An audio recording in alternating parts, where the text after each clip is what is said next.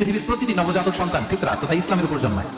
পরবর্তীতে তাদের ওই সন্তানের বাবা মা তাকে হয় ইহুদি বানায়, নয় নাসারা বানায়, নয় অগ্নি উপাসক বানায়, কিন্তু সে জন্মগ্রহণ করেছে কিসের উপর? ফিতরাতের উপর, ইসলামের উপর।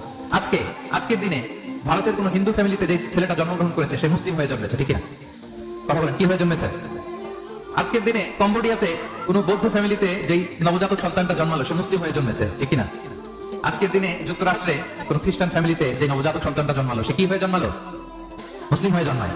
পরে বাবা মা তাকে খ্রিস্টান বানায়, বাবা মা তাকে বৌদ্ধ বানায়, বাবা মা তাকে নাস্তিক বানায়, বাবা মা তাকে হিন্দু বানায়, কিন্তু জন্মেছে কিসের উপর? ফিতরাতের উপর, অর্থাৎ ইসলামের উপর।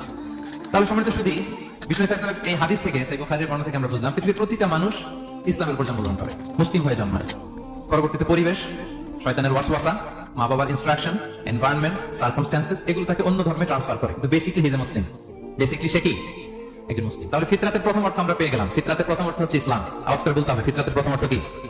ইসলাম। সব সন্তান, নবজাতক সন্তান ইসলামের উপর জন্মায়। তো ফিতরাত অর্থ যে ইসলাম, এটা এমন ইসলাম যেটা মানুষের স্বভাবজাত ধর্ম, স্বভাবজাত বৈশিষ্ট্য।